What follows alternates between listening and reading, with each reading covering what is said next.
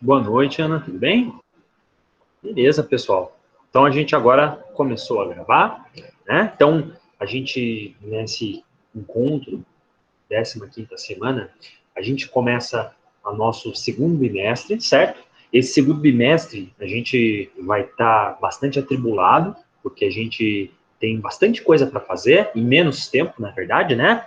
Hoje o professor vai colocar todos os pingos nos is. A gente vai falar certinho de compromissos, de datas, o que a gente tem que fazer, né? Como a gente, nesse segundo bimestre, tem um tempo mais curto, a gente tem que ser mais eficiente. A gente vai ter mais datas para entregar e eu já vou passar todas as datas agora, certo? A gente vai ter, nesse mês de maio, bastante atribulação, tá?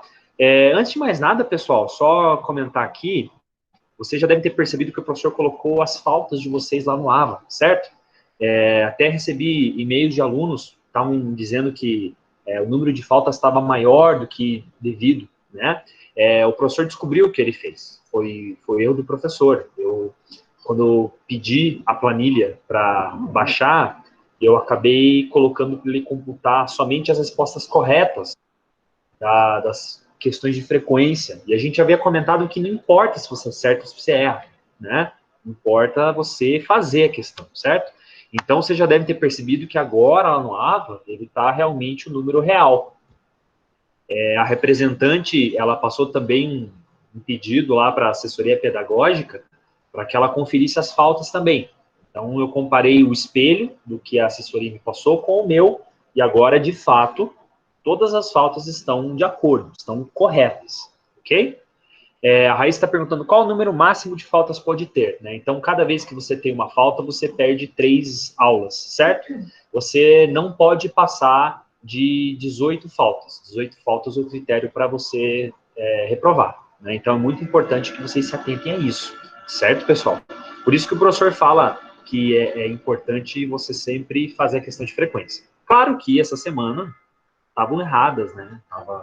Algumas pessoas estavam com um número muito maior, né, do que tinha. Foi isso que o professor descobriu, né? As pessoas estavam respondendo as alternativas erradas. Estava computando ali, jogando falta, mas agora está tudo certinho, ok? Isso não tem problema. O professor tinha até o dia 31 de maio para postar, eu já fiz isso agora. Mas agora, pelo menos, já está tudo bonitinho, tá bom? Eu vi que algumas pessoas estão perguntando aqui qual a data de entrega do primeiro vídeo. A gente vai falar exatamente disso hoje, certo, pessoal? Outra coisa também que foi conversado foi o seguinte: alguns alunos estão falando assim, nossa, professor, mas a gente está percebendo, a gente tem colegas do diurno e as datas não estão batendo com as entregas do diurno, está bem diferente. O pessoal do diurno já entregou o vídeo, a gente ainda nem está longe de fazer. Pessoal, as disciplinas são completamente diferentes. O pessoal do diurno é uma outra professora, né? São propostas diferentes. Então, os dois coordenadores, seja de biomedicina, seja de farmácia, eles já estão cientes da situação, né? A gente apresenta o plano de ensino e a gente segue o nosso plano de ensino, tá? Mas não quer dizer que a gente não vai falar sobre isso hoje. A gente vai justamente colocar as datas certinho do que a gente precisa mostrar. Bom? Você pode nos dar dica de como gravar no aplicativo? A Raíssa está falando justamente o que a gente vai fazer na próxima semana. A gente vai conversar na próxima semana sobre isso, tá? Bom, para a gente responder essa e outras dúvidas, o professor então vai agora colocar aqui o meu slide de hoje. E o que a gente vai conversar hoje? Hoje a gente vai conversar sobre 3 tópicos que são curtos, né? Para que a gente já possa agilizar um pouco aí a nossa aula, né? O professor já vai falar que já está no finalzinho da aula, eu vou passar aqui para o começo, ó. A gente vai falar, então, hoje sobre resumo, cronograma e sobre as referências, que eram algumas dúvidas que alguns alunos tinham de como eu referencio lá no finalzinho do meu trabalho. O que a gente vai fazer hoje? Antes da gente começar a falar desses tópicos, vamos falar de datas, né? Eu considero esse mês de maio o mês mais importante aqui para a gente no TCC. Ele vai ser importante porque a gente vai agora terminar nosso trabalho e vai nesse mês mesmo já enviar o trabalho, né? Vamos lá, pessoal. Informações gerais. Vamos prestar muita atenção agora, tá? A gente vai ter que, na semana que vem, já enviar pela penúltima vez os seus trabalhos para o professor de TCC. Na próxima segunda-feira, até 11h59, você vai ter que me mandar o seu trabalho com o resumo, cronograma e também as referências prontas, certo? A gente vai falar sobre como fazê-las hoje, tá? Não é tanta coisa assim, é possível, tá? Mais importante que isso, aqui vai a segunda mensagem. A gente vai ter que gravar a nossa apresentação oral e também fazer o envio final do nosso trabalho de pré-TCC até o dia 31 de maio, certo? Então, contando a partir de hoje, nós temos aqui 2 semanas para a gente gravar o nosso vídeo e para a gente preparar a versão final do nosso trabalho, que já está praticamente pronto, visto de tudo aquilo que a gente está corrigindo, né? Cada aluno vai realizar uma apresentação oral de até 12 minutos. Como é que vai funcionar? A gente vai falar hoje de resumo, de cronograma. Na próxima segunda-feira, o professor vai dar dicas de vídeos, dicas de como você pode gravar o vídeo, e você vai ter 2 semanas para você já começar a fazer isso, certo? Você vai me entregar no dia 31 de maio o link do seu vídeo. O link vai ter que estar anexado no YouTube, como a gente colocou aqui, ó. O vídeo poderá ser gravado com Zoom, com o Google Meet, e deverá ser enviado para o YouTube. Então, você pode gravar com o próprio Google Meet que a gente usa. Quando você entra sozinho no Google Meet, você já pode se gravar e já pode fazer um próprio vídeo, né? Você pode usar também o programa Zoom, que ficou muito popular no passado. Depois que você termina o vídeo, você interrompe a apresentação, né, o compartilhamento, você recebe o arquivo lá no seu Google Drive. Né? E lá do Google Drive você pode enviar para o YouTube. Você não precisa enviar o vídeo para o professor de TCC. Você vai enviar só o link do YouTube onde ele está armazenado. E eu que vou encaminhar para os professores da banca, certo? Você também deve entregar junto com o link, você também deve entregar para o professor Bruno o arquivo final. Esse arquivo que você está me enviando toda hora. Mas você vai ter um momento oficial para isso, né? Daí, o professor vai ter uma data, feedback final para cada aluno, eu vou dar até dia 28 de junho, certo? Então, até a penúltima semana de aula, todo mundo já vai estar com o seu feedback bonitinho, a sua nota dos professores, a nota do professor de TCC final, ok? Então, são 3 datas importantes que a gente tem em maio. Semana que vem, 4º envio do trabalho. O professor, dessa vez, vai corrigir somente resumo, cronograma e referências, só isso. Dia 31, daqui a 2 semanas, link da apresentação oral e apresentação final do trabalho, formatinho final do trabalho, né? E a gente daí vai, daqui a mais 1 mês e meio, passar para vocês o feedback final, certo? Tranquilo, pessoal? Professor, só uma perguntinha. Diga. Como eu não sou dessa era, sou do século passado, diz uma coisa para mim, como é que eu vou pôr no YouTube? O Zoom, eu já entendi, agora anexar isso no YouTube. Não se preocupe, Luiz, que na próxima semana eu vou tirar vários prints de tela mostrando um passo a passo de como a gente pode fazer isso, tá? Nada impede que eu já não explique agora. Quando você grava um vídeo, você terminou de gravar um vídeo, né? Você entra na página do YouTube e, se vocês perceberem, no canto superior direito, existe uma aba chamada Enviar Vídeo. Você clica nessa aba, né? E ele vai te dar uma página para você fazer o upload, ou seja, para você enviar o teu vídeo. Então, ele vai pedir para você localizar onde está o arquivo no computador, certo? E você vai ter que esperar um tempo aproximado de 15 a 20 minutos para que o YouTube possa fazer o download desse vídeo. Como resposta, o YouTube te dá um link. O link de onde está armazenado o seu vídeo. Né? Esse link é que você vai encaminhar para o professor de TCC.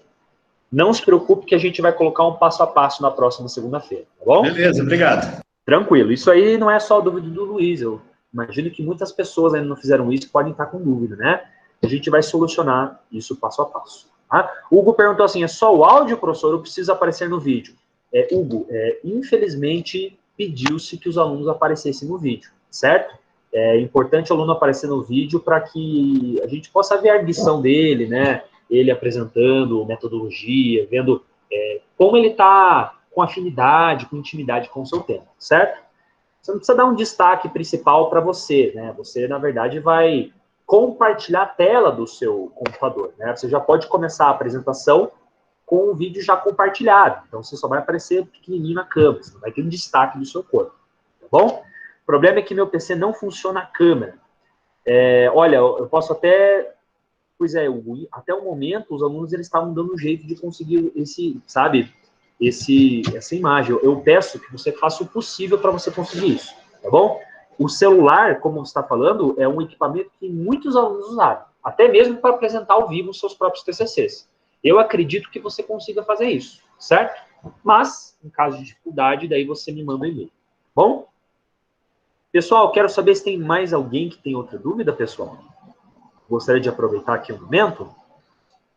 Em resumo, né? A gente vai ter, então, que fazer o nosso vídeo até o dia 31 de maio.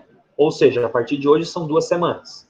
Na semana que vem, o professor vai dar uma aula de como você pode montar os seus slides, dicas de como você monta o vídeo, dicas de como você faz o upload do arquivo. Então, se você já acha que você já entende disso, você já pode, a partir de amanhã, começar a fazer. Se você prefere esperar, semana que vem a gente vai tratar disso. Bom?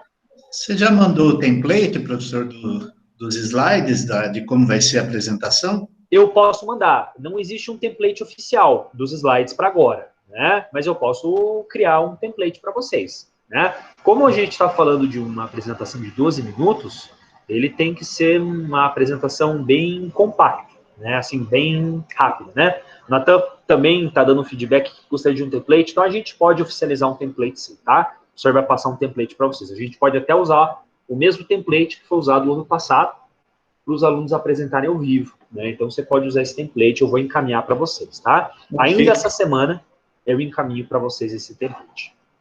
Beleza? Certo.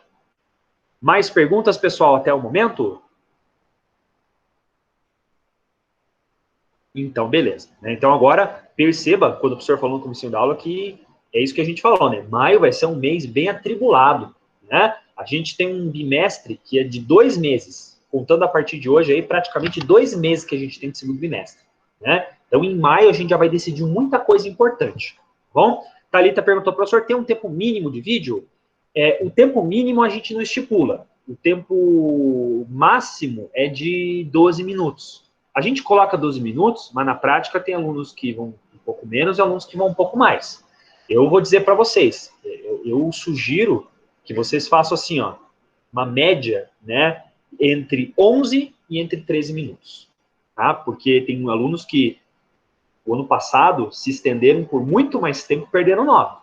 Compensação, tem alunos que fizeram vídeo de 5 minutos e perderam nota, né? Aí você fala assim, nossa, professor, isso aqui é uma coisa, você não quer nenhuma coisa nem outra. A disciplina tática de você ter um vídeo de 2 minutos faz parte da apresentação do artigo. Então, é importante você se adequar ao tempo, né? A gente vai dar dicas na semana que vem de o tempo específico que você pode se dedicar para cada vídeo, para cada tópico, né? Então, cada tópico geralmente vai ter um tempo X. O senhor vai dar algumas dicas na semana que vem, tá bom? Então, é importante, já percebam que semana que vem vai ser uma semana muito importante. Bom, pessoal, mais alguma dúvida? Professor, vai ser envio único do vídeo dia 31/5 ou em junho, por exemplo, temos que gravar outro? Não. Aqui, diferente do que foi o ano passado, dessa vez vai ser apenas essa etapa. Gravar esse vídeo agora. Apenas isso, tá? Quando você falava isso, gravar outro vídeo em junho, é porque os alunos, lá o ano passado, eles estavam fazendo aquelas apresentações para o público, né? E agora não vai ter que fazer isso. Quando a gente fala o nosso feedback, a gente está falando só de as críticas, as sugestões à banca, né? Se o aluno, ele fica de recuperação, aí a gente vai ter que entender qual procedimento vai ter que ser feito. Possível que o aluno tenha que gravar outro vídeo. Normalmente não é isso que acontece, né? Eu não acredito que isso aconteceria. Mas para a nossa disciplina regular, não. É só esse vídeo. Bom? Beleza, pessoal? Mais alguma dúvida por enquanto? Então, tá bom. Então, importante, por favor, atenham-se a essas datas, né? 31/5 vai ser muito importante. Não serão aceitos vídeos entregues depois dessa data, né? Então, é muito importante a gente estar bem afinado aqui para a gente fazer bem certinho as atividades. Bom, vamos então voltar aqui para a nossa aula de hoje, né? A gente então vai falar de 3 tópicos. São 3 tópicos que não tem tanto segredo assim. Tanto é que eles não são nem tópicos chamados de tópicos principais. São tópicos pré-textuais e pós-textuais, quer dizer, depois do trabalho principal. Tá? Vocês devem ter percebido que lá no nosso templatezinho existe um primeiro tópico que a gente passou batido, que é o tal do resumo. Tá? Por que a gente passou batido, professor, esse primeiro tópico? O resumo, ele é o último tópico a ser preparado. Você só vai desenvolver o resumo depois que você já criou toda a metodologia, ou seja, expôs a problematização, né? Aí sim a gente dá atenção para o nosso resumo. Né? Então aqui a gente fala de forma bem sucinta o que é o resumo. Ele é um texto de 200 a 250 palavras e que expõe todos os detalhes do seu trabalho. É difícil você pensar uma forma de você fazer o seu resumo porque você tem um tamanho limitado para você escrever. Né? Se você parar para pensar, um texto que varia de 200 a 250 páginas, ele corresponde a menos da metade de uma página. Né? Esse é o máximo que você vai poder chegar do resumo. E o que está escrito aqui no slide? Você tem que conter os principais aspectos, ou seja, você tem que conter detalhes da tua introdução, você tem que conter o seu objetivo, você tem que conter um pouco da sua metodologia. Então, perceba como o resumo ele é bastante importante para a gente. Tá? Tem muitas pessoas que pensam que fazer o resumo é só você copiar e colar ideias da introdução. Muitos alunos estavam fazendo assim, no ano passado. Eles copiavam e colavam as frases que eles achavam mais legais da introdução e pronto, o resumo deles era esse. Aí, quando a pessoa vai ler o resumo, ela fala assim, peraí, mas qual que é o objetivo desse trabalho? A pessoa está falando, por exemplo, de HIV, né? A pessoa explicou o que é o HIV, qual que é o agente etiológico, sinais clínicos, diagnóstico, mas acabou o texto aí. A pessoa escreveu 250 palavras falando sobre o HIV, mas ela não falou qual que é o objetivo do trabalho dela. Será uma revisão bibliográfica? Será um trabalho de campo? Você entende? Por isso que a gente coloca aqui, ó, tem que conter sucintamente todas as perspectivas, todos os pontos. Né? Aqui a gente coloca uma sugestão para você, né? A composição daquilo que entra no seu resumo. Bom, primeira parte do resumo, primeira parte do nosso texto, ele é um retrospecto. Ou seja, ele vai ser uma versão bem pequena da sua introdução. Né? Você pode verificar aqui, ó, o que a gente está definindo como retrospecto. Primeiras 2 ou 3 frases do resumo devem apresentar o que se sabe sobre esse assunto. Então, os aspectos gerais do assunto. Problematização, então os pontos que você julga importantes de aparecer ali para explicar para o leitor o seu tema. Né? A introdução foi aquele momento que você explicou para o leitor os detalhes técnicos, teóricos do seu tema. Né? Você tem que ter o comecinho do resumo também falando sobre isso. Perceba, pessoal, que o resumo ele é algo que você tem que ter muita cautela. Né? Você não tem que ficar colocando informações com citações ali. O resumo, ele é um texto autoral. Você não tem que aqui, diferente da introdução, é o contrário. Você não tem que ficar usando nomes de autores aqui no resumo. Né? Tem pessoas que colocam, por exemplo, ali, começa a colocar autores. Né? Então, Gavinho et al. Aí explica o que o Gavinho falou.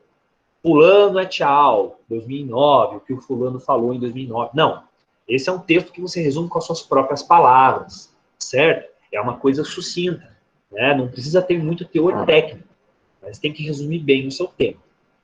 Depois que você explicou nas primeiras frases um pouco do seu resumo, você tem que ter pelo menos uma frase que mostre qual é o objetivo do seu trabalho. A gente até colocou aqui, ó, resumir em uma frase qual é o propósito dele. Né? Você pode muito bem, nessa parte da frase para fazer o teu objetivo, copiar e colar o teu objetivo geral. Não tem nenhum problema em fazer isso. O professor de TCC garante para vocês. Tá? Então, se lá o teu trabalho no objetivo geral, lá para frente, está escrito assim, realizar uma revisão bibliográfica sobre assunto X. Você pode escrever no resumo. Portanto, o objetivo geral desse trabalho aí você joga um Ctrl+V, Ctrl+C do que está escrito lá no teu objetivo geral. Né? Para você deixar bem claro do que se trata o seu tema. Ok? E a gente tem ali, da metade para o final, falando um pouco sobre a metodologia do seu assunto. Como que você vai conseguir esse objetivo. Né? De novo, aqui a gente contém informações ali que o leitor possa entender como foi feito, mas de forma resumida, certo? Então, por exemplo, tem alguns alunos que fizeram trabalhos muito bonitos, ali a metodologia, vários subtópicos, né? Você não vai usar os subtópicos agora, porque tem que ser um texto pequeno, certo? Então, você vai tentar, com algumas frases, resumir os pontos principais da sua metodologia. Né? Quem está fazendo um trabalho de revisão procure ver como você pode resumir rapidamente ali a busca, né, os fatores de inclusão de quem colocou, por exemplo, certo? A gente tem aqui, no próximo slide, uma espécie de resumo de como ficaria um trabalho de revisão bibliográfica. Né? Então, você percebe aqui, a gente tem um texto que está com 250 palavras, redondinho. Né? Perceba que é um parágrafo grande. Esse é outro ponto que a gente tem que chamar atenção. O resumo é um parágrafo único. Então, ele não é um texto com vários parágrafos, que nem introdução. Né? Você também não pula linha, então é um texto bruto mesmo, certo? Você percebe aqui que boa parte do trabalho é retrospecto. Então, nessas primeiras frases aqui, ó, eu acabei resumindo um pouco daquilo que foi falado lá na introdução do trabalho da pessoa. Inúmeras patologias causam alterações fisiológicas e danos à saúde.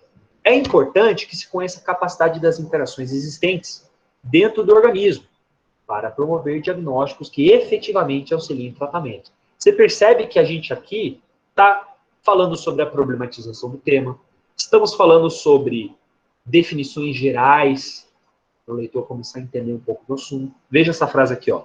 As vesículas transcelulares, transportadoras importantes, participantes da comunicação celular, são candidatos para a detecção molecular das doenças, assim como estudos de ordem clínica. Veja, a gente está explicando um pouco, né? De uma forma mais rápida, a gente está fazendo uma nova introdução aqui, nesse momento. Bom, chegou a hora que você já definiu os principais pontos críticos, certo? Aí chegou o momento de você contar qual é o objetivo do seu trabalho. A gente tem aqui em azul uma frase que denota qual é o objetivo do nosso trabalho. Vamos lá. O presente trabalho será uma revisão bibliográfica, envolvendo a pesquisa translacional das vesículas transcelulares, como forma de marcador para auxílio diagnóstico da patologia pré-eclâmpsia. Perceba que a gente está falando do futuro. Né? A gente não está falando aqui, o presente trabalho foi uma revisão, porque você nem começou a revisão ainda, certo? Veja que aqui o tempo é no futuro. O presente trabalho será. Veja aqui a próxima frase. Serão pesquisados. Né? Então, a gente está usando tudo no futuro aqui. Ok?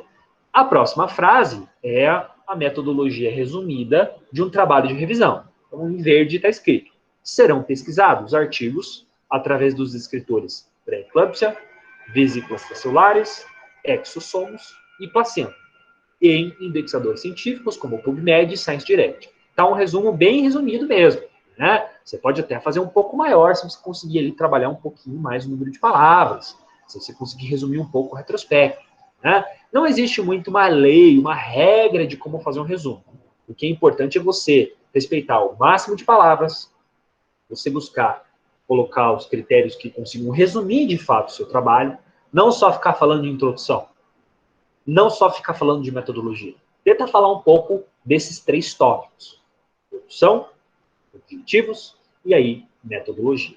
Né? O professor colocou, por exemplo, aqui no comecinho do trabalho, a definição, a gente colocou ali, ó, além disso, deve conter sucintamente as perspectivas para aqueles que desenvolverão o artigo original.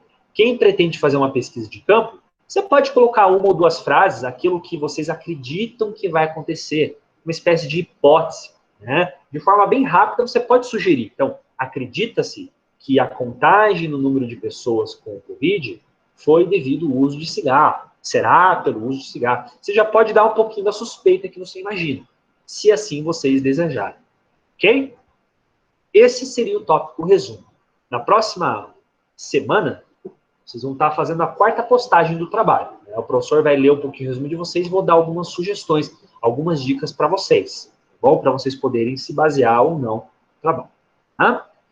Bom, nosso próximo tópico é o cronograma. O cronograma, ele é o mais tranquilo de todos os tópicos, né? Ele é o momento ali que você tem aquela tabela, no nosso templatezinho, e que você deve colocar ali, enaltecer quais são as principais atividades. Então, você tem que fazer uma espécie de programação para os leitores, para a banca, interpretar um pouco do seu trabalho, certo? Então, ali estarão descritos os principais pontos daquilo que você vai fazer. Né? O cronograma, por si só, ele não é algo assim que é levado a ferro e fogo, né? Isso aqui é só uma programação, né? Por exemplo, os alunos de TCC, eles fizeram um cronograma deles e não imaginaram que ia ter uma pandemia que ia atrapalhar o plano de todo mundo. né? Quer dizer, o cronograma é uma previsão, não é uma certeza que a gente dá, né? Mas quando você faz um cronograma direitinho, um cronograma bem técnico, bonitinho, ele passa uma boa impressão. Qual a impressão que ele passa? Ele passa uma impressão de preparo. A pessoa ela está preparada, a pessoa está planejada, né? A pessoa ela tem ideia da cadeia de atividades que ela vai ter que cumprir. Né? Então a gente coloca aqui que o cronograma vai ser um resumo, você vai ter que ali em algumas palavras, alguns termos ali, resumir o teu desempenho, a tua atividade mês a mês. Tá?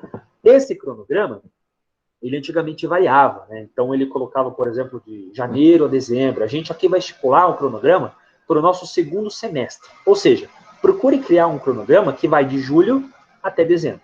Julho, agosto, setembro, outubro, novembro, dezembro. São 6 meses de cronograma que você deve cumprir, certo? Ah, professor, mas em julho a gente ainda vai estar aqui no nosso primeiro semestre, não tem problema. Em julho já vai acabar na metade do julho as aulas, né? E daí você já pode começar, por que não, a se dedicar ao seu TCC, certo? Coloquei aqui embaixo algo importante, né? Cada cronograma varia. Não há um número definido de atividades. Tem pessoas que vão ter menos atividades do que outras. Aqui a gente não está querendo qualidade pela quantidade. Você, junto com o seu orientador, ou junto com o professor de TCC, você pode pensar direitinho ali quais são as atividades. Aqui, no próximo slide, o professor dá um exemplo, né? Um trabalho aqui de revisão bibliográfica, como que poderia ser feito. Né? Então, a gente tem aqui uma tabelinha parecida com aquela que vocês têm no trabalho. Né? A gente tem aqui um calendário que varia de julho a dezembro, certo? Você pode ver aqui que na coluna, na primeira coluna, aqui na esquerda, a gente está resumindo um pouquinho cada atividade por mês. Tem meses que você vai cumprir as mesmas atividades. Então, tem uma atividade que vai ser realizada por mais de um mês, o que não tem problema nenhum.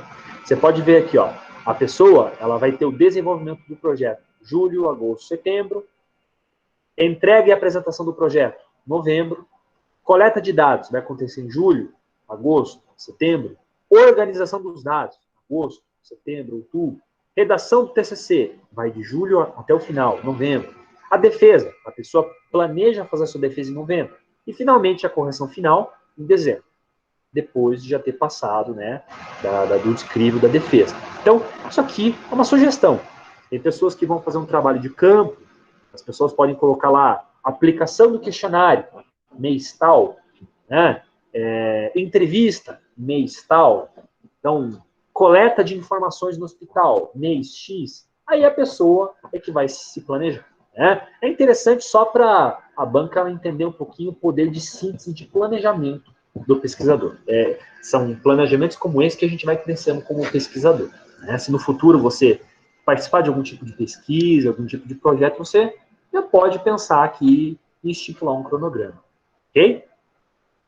E a gente aqui, por último, a gente fala um pouquinho do tópico, talvez tópico aí mais importante da aula de hoje, que são as referências, né? Então, são tópicos que vários alunos vieram dizendo já nas últimas aulas que tem um pouco de dificuldade, o que é bastante compreensível, né? A gente não nasce sabendo fazer um trabalho, né?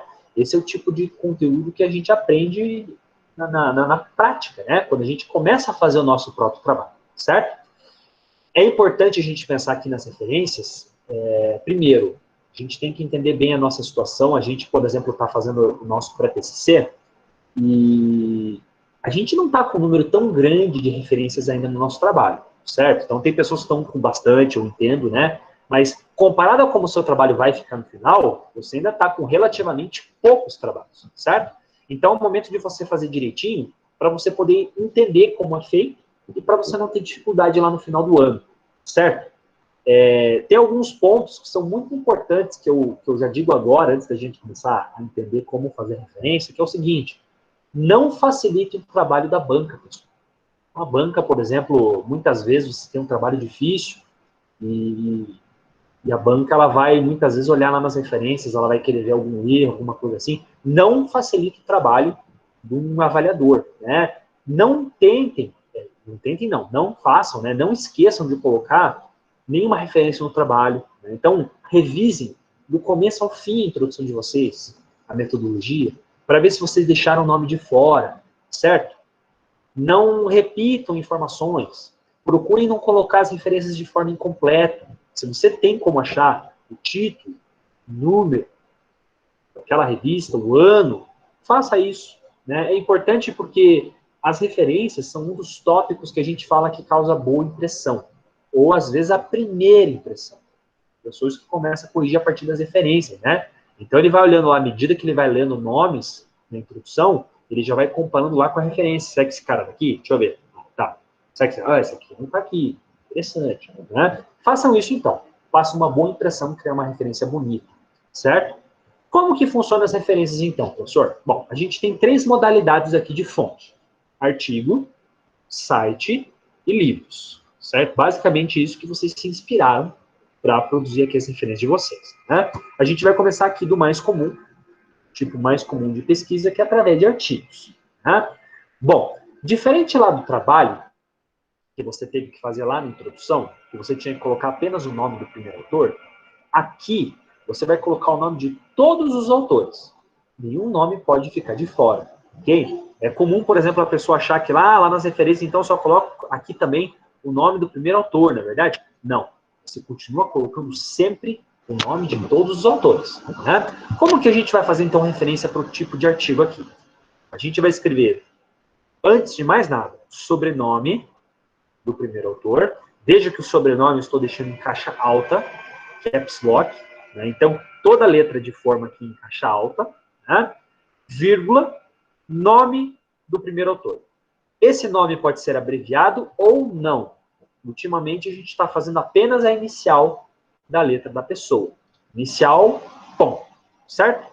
Depois que você escreveu, então, sobrenome em caixa alta, vírgula, inicial do primeiro nome, ponto. Você passa para o próximo nome. Ponto, vírgula, sobrenome do autor 2, vírgula, inicial do nome 2. Você coloca as iniciais de todos os nomes. Se a pessoa, então, ela tem, por exemplo, um nome e tem 3 sobrenomes, você coloca o último sobrenome por extenso, e daí você coloca as iniciais do nome e dos outros sobrenomes, todos eles iniciais. Ok? Já vamos ver um exemplo. Depois de colocar todos os sobrenomes acompanhados das iniciais dos nomes, de todos os autores, você finaliza com um ponto final. Aí o que você vai fazer? Você vai escrever o título do artigo em negrito. Você pode fazer em português ou em inglês, certo? Tudo depende da língua original do artigo. Depois de escrever o nome do artigo, o título do artigo em negrito, ponto final, vem o nome da revista. Nome da revista, vocês vão perceber que a revista, por si só, ela não tem só o nome, certo?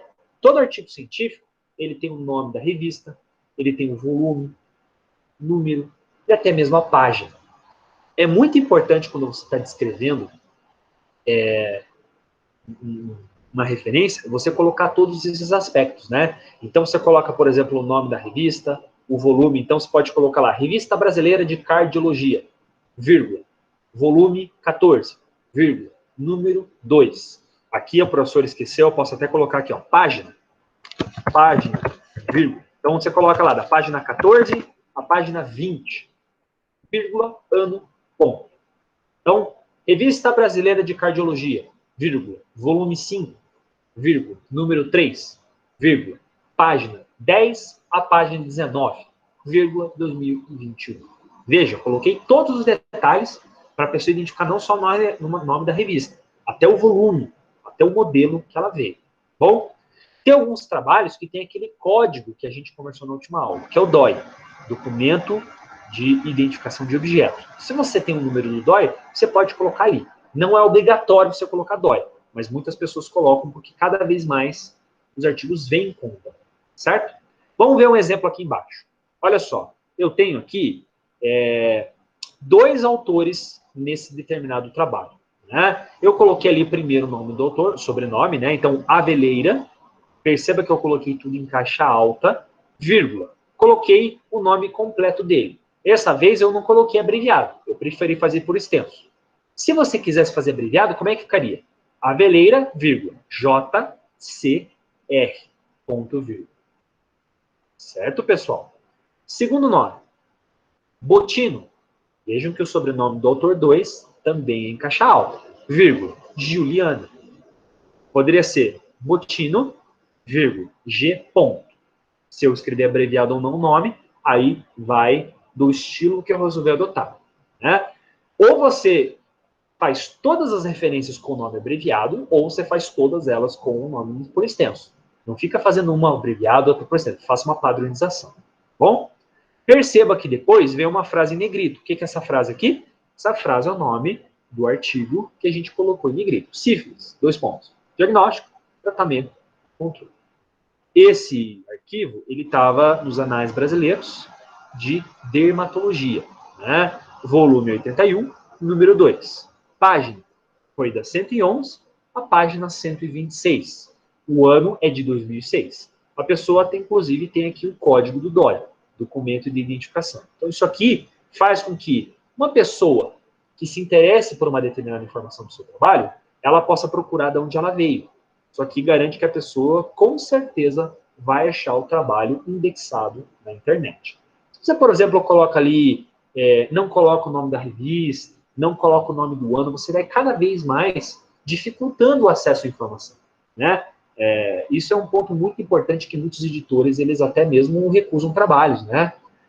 Quando a pessoa faz uma referência, por exemplo, não muito técnica, não muito padronizada. Então, quem tem interesse em publicar seu trabalho no futuro, tem que dar muita atenção a esse detalhe. Ok? Bom, essa era a forma de você fazer referência de artigos, né? Muitos alunos perguntam como fazer referência de site, por exemplo, né? Como que a gente pode fazer, professor, se eu peguei de um site? Você tem que colocar alguns detalhes importantes que a pessoa possa localizar o site por conta própria, né? Então, vamos lá. No site, você procura colocar o sobrenome do autor. Veja que eu também coloquei aqui em caixa alta, vírgula, o nome.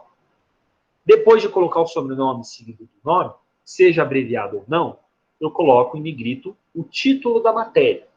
Toda parte da internet, ele tem um título, toda não, mas a maior parte do que a gente lê na internet procura ter um título, né? Então, você acessa, por exemplo, o site da Revista Brasileira de Câncer, né?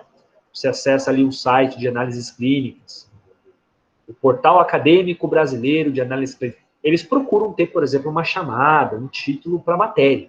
Procure colocar esse título, né, em negrito. Depois disso vem o nome do site, seguido do ano. Né? Então, o nome do site ali, você não coloca o URL, você pode colocar ali realmente o nome oficial que aquele site tem. Você pode clicar em propriedades, por exemplo, descobrir o nome do site. Né? Para finalizar, tem uma parte mais importante. Você tem que colocar 2 componentes. Sempre que você retira uma informação de um site, você coloca ali disponível em, aí você coloca o URL que você retirou. Então, você copia toda a URL, desde o HTTP, né, joga para que a pessoa possa ter ali acesso realmente àquilo que você pesquisou. A internet é um conteúdo muito volúvel. O que está hoje online, amanhã pode não estar mais. Então é interessante você colocar não só a URL, mas um segundo componente, o acessado, o acesso em 2 pontos, e você coloca a data, mostrando para o leitor que naquela data que você pesquisou, a informação ainda estava disponível. Né? Muitas vezes a pessoa se interessa, depois que ela lê um trabalho, vai procurar, o site já não existe mais. Infelizmente isso é comum, né? Mas vocês não vão deixar de colocar uma informação só por causa disso. Por isso que é muito importante você se resguardar colocando ali disponível em e acesso em. Né? Como o professor citou, o senhor já cansou você, já falou várias vezes isso, né? Mas eu reforço e enalteço mais uma vez. Não coloquem muitas informações de sites. Tá bom, pessoal? Isso é muito importante. Tá? Então, você pega lá um trabalho que tem 8 sites lá, 2 artigos e 8 sites, isso não é um trabalho adequado, é um trabalho bem satisfatório. Então, usem com muita moderação a informação de site, tá bom? Essa a dica que o professor dá para vocês, tá bom? E aqui, um último tipo de referência, quando a gente retira de um livro, por exemplo, né, a gente trabalha um pouco como se fosse artigo, com alguns detalhes diferentes. Então, primeiro a gente coloca ali o sobrenome do autor, né? Veja que, mais uma vez, aqui o sobrenome do autor está em caixa alta, né? Seguido do nome dele, abreviado ou não. Depois de você colocar o nome do autor ou de todos os autores, você vai colocar em negrito o título do livro, como ele se chama. Né? Depois de colocar o título do livro, ponto, você coloca a edição. É a primeira edição, segunda edição, 20ª edição, enfim. você vai ter isso em informação na capa do livro. Né? Depois de colocar a edição, você vai colocar ponto, local de publicação, a cidade onde ele foi impresso, ou onde ele foi publicado. Então, São Paulo, Rio de Janeiro, né, Curitiba, enfim, você vai colocar ali o local onde o livro foi produzido. 2 pontos, nome da editora, seguido do ano. Né? Então, a gente pode ver aqui embaixo, ó, um exemplo. Eu tenho aqui um livro muito bom de sistema imune, né? Eu tenho aqui a informação da Eula Bis, então, sobrenome Bis, vírgula e ponto.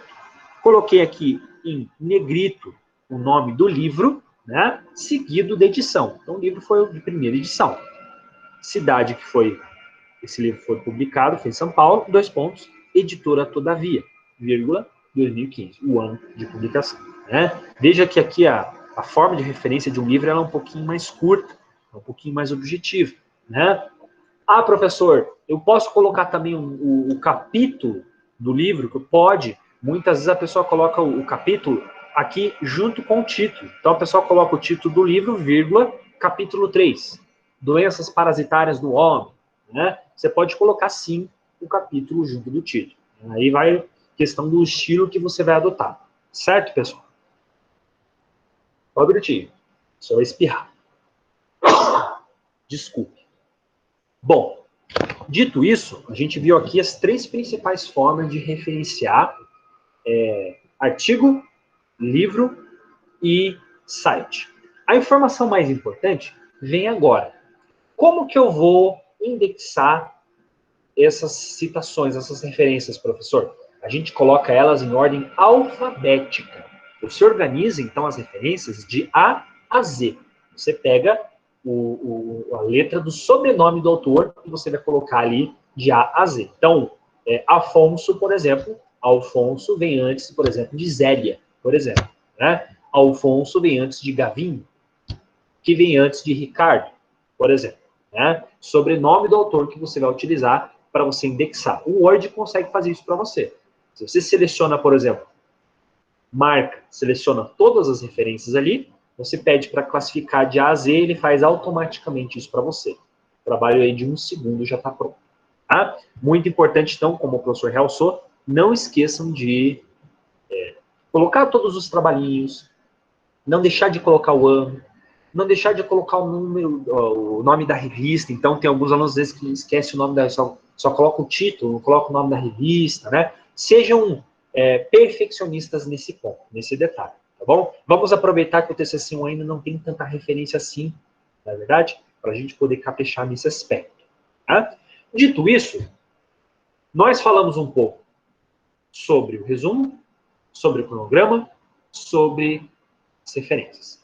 O único tópico que não foi comentado aqui em sala de aula foi o tópico de anexos. O tópico de anexos é aquele que você vai colocar informações, aquelas pessoas que vão fazer trabalho de campo, um questionário que você vai usar, uma ficha técnica que vai ser importante para o seu trabalho. Aí você coloca lá no anexo. Isso aqui não tem tanto segredo, é só simplesmente você colocar anexo 1 e descrever o que é aquilo. Isso é tranquilo nesse aspecto. Certo, pessoal? O último ponto que eu tinha para falar aqui, de conteúdo para vocês, é o seguinte: e agora, professor? Como fazer? O que fazer? Né? Vamos lá, então. Primeira informação importante, pessoal. Priorize seu TCC. Maio será o mês mais importante. É em maio que você vai ter que concluir o seu trabalho escrito. É em maio que você vai ter que fazer a sua apresentação oral, gravar a sua apresentação oral, enviar para o professor o link. Então, maio vai ser um mês bem atribulado. Vamos aproveitar que a semana de prova já passou e vamos dar o nosso melhor. Como vocês já estão fazendo? Como a maior parte de vocês já está fazendo. Isso é ótimo. Né? Segundo ponto, converse com o seu professor de TCC, converse com o seu orientador em caso de dúvida, não fique empacado. Não é um mês para você ficar atolado em algum ponto. É um mês para você rapidamente começar a sanar suas dúvidas. Né? Para você não ficar parado muito tempo. A gente não tem tanto tempo assim. Cada semana tem algo a se cumprir. Né? Vamos lá. Na próxima semana, segunda-feira que vem, né, você vai ter que entregar ali o 4º feedback do professor. Você vai ter que entregar para receber o último feedback do professor antes da nota final. Então, ali o professor vai analisar o resumo, o cronograma e as referências. O que a gente aprendeu hoje, a gente vai ter essa semana para se dedicar e criar. Certo, pessoal? De conteúdo novo, era isso que o professor tinha para falar para vocês. Vamos agora aproveitar para a gente fazer, né? Para a gente conversar aqui nossas dúvidas. Deixa eu ver aqui as dúvidas que foram rolando enquanto o professor estava explicando aqui, para a gente ler a partir dessas dúvidas aqui, né? Vamos lá. Carolina perguntou, professor, vi alguns trabalhos que repetiam algumas frases de introdução no resumo. Isso é certo? Não, Carolina, é isso que você falou, isso é muito importante, né?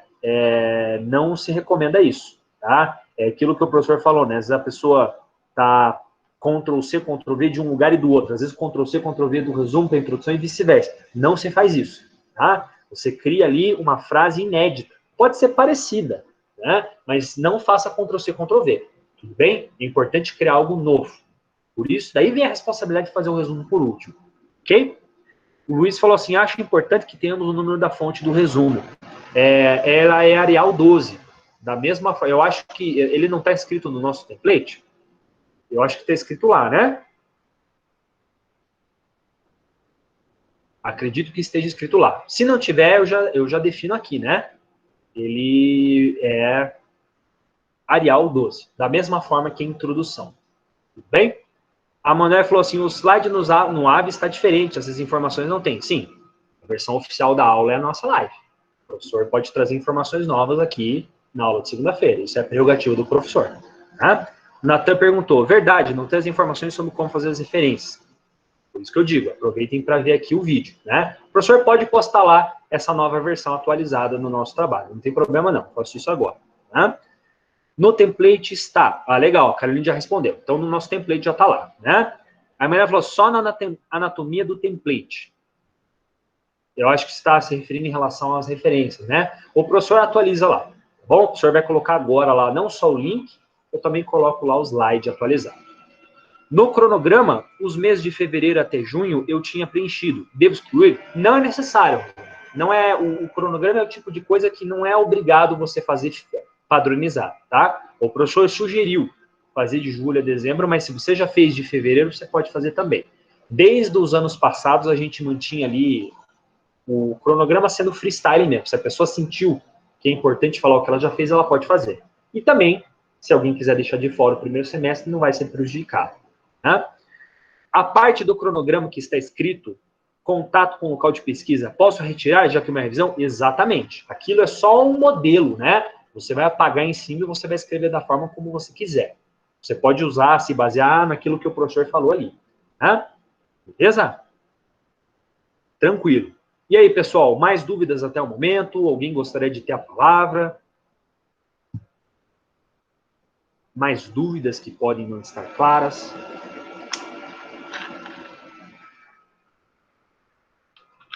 Muitas pessoas talvez tenham entrado na live depois, né, do professor já ter começado a aula. O professor falou que a gente atualizou a AVA lá com as presenças.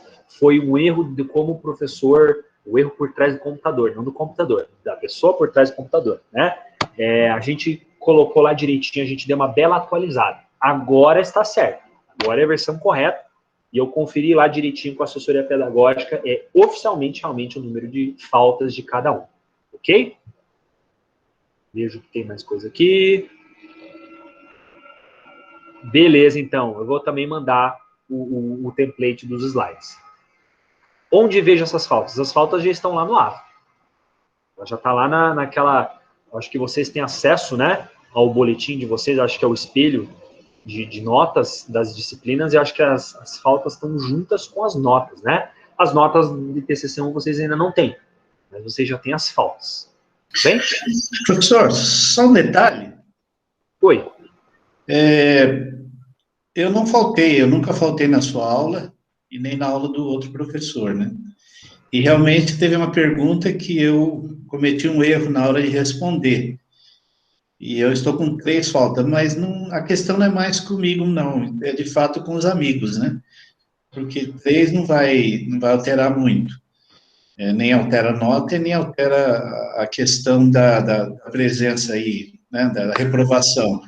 Mas realmente seria bom eu fazer uma revisão, porque alguns colegas se sentiram bem prejudicados mesmo, sabe? Estou só reforçando aquilo que você... Você falou aquilo que eu disse, assim, primeiro, pessoal, a gente sempre, como professor, a gente sempre tenta ser justo, né? O professor tinha até dia 31 de maio para lançar essas faltas. Eu já lancei isso no primeiro dia útil, né? O professor nunca vai querer cometer nenhuma injustiça.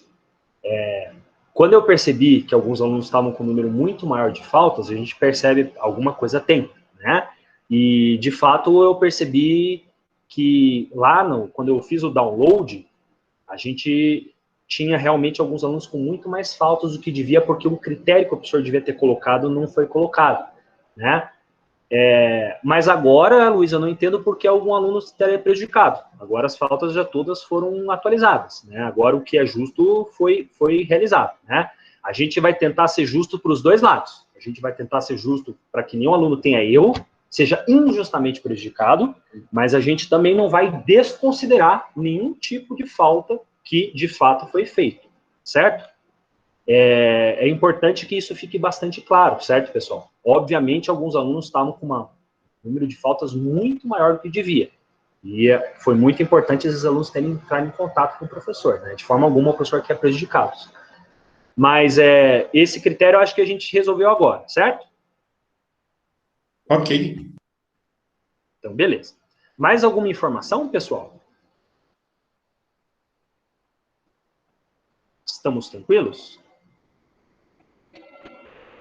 Natan falou, então, se a gente fizer o cronograma afirmando que iniciamos o trabalho do TCC só lá em julho, não tem problema? Como se ele tivesse sido iniciado e finalizado somente no segundo... Porque o cronograma ele é referente ao TCC, na verdade, né? Não muito ao pré-TCC, certo? É basicamente isso. Né? A Carlinha falou, algumas atividades de frequência sumiram no meu AVA. O professor que oculta, a gente tem uma semana para deixar disponível para o aluno responder, né? O professor, às vezes, deixa mais tempo, mas a gente não pode, por exemplo, uma questão de frequência que abriu em fevereiro, eu deixar para vocês responderem em abril. É isso que você se refere? A gente, teoricamente, o aluno só tem uma semana para responder. Depois disso, o professor tem que fechar a atividade. O professor Bruno acaba deixando mais tempo, né? Isso. Oi, Carlinhos. Então, na verdade, eles, normalmente, quando a gente fecha esse tempo, ele aparece ainda, só que quando você clica, ele aparece que já foi fechado. Mas tem algumas que não aparece, tipo, foi como se não tivesse essa atividade de frequência, sabe? Porque essas semanas que não tem, essas semanas essa atividade nem existe. Por exemplo, na semana 1, o professor não deu atividade de frequência. Sim. Na semana 3, justo. Tá. Essas semanas, a semana 1, o professor deu uma espécie de bandeira branca para vocês, primeiro dia de aula. Semana 3 foi o carnaval. Né? Então tá certo. E teve uma semana específica que foi um feriado. Né? Tá. Não, eu achei que era problema no meu AVA, então tá tudo bem. Tranquilo. O Hugo falou que acha que é erro, porque o meu aparece assim também. Eu não sei o que pode aparecer para vocês lá, né? Agora, eu sei que, inclusive no dia que apresentou a atividade, não entendi o teu comentário, Hugo. Dia 15. Professor. Oi. Não é um problema, na verdade, mas eu sei o que o Hugo está falando, tá igual o meu, como se não tivesse atividade em semana nenhuma, no meu eu estou falando. Essas semanas que realmente não tiveram, e as outras que tiveram, não aparece nada, só nos dias que teve que mandar o TCC. Mas para mim não consta falta nenhuma, que realmente eu fiz todas as semanas, a gente não tem acesso. Curioso isso já é além do meu alcance, isso já para mim, né? Isso eu já não saberia, porque para mim está aparecendo tudo, né? Está aparecendo tudo. O relatório que eu baixo, eu acabo verificando ali as notas, independente dessa parte do AVA, né? Então eu baixo uma planilhazinha do Excel, por exemplo, que eu tenho acesso a isso. Tá? Mas eu reforço, pessoal, não se preocupe, repito, reafirmo, né? Ninguém vai ser prejudicado com faltas, né? Jamais isso vai acontecer, imagina. Esse é o tipo de coisa que a gente resolve rapidamente, não se preocupe. O Luiz acabou ali enaltecendo a situação, assim, não é necessário vocês ficarem preocupados com isso. A gente sempre vai tentar fazer Tudo pautando pela ética e pela justiça. Tudo bem? Então, beleza, pessoal. Se a gente não tem mais nenhum comentário, se vocês não têm mais nenhuma dúvida, desejo uma ótima semana para vocês e até semana que vem. Falou, professor. Obrigado. Boa noite. Obrigado. Boa noite, obrigado.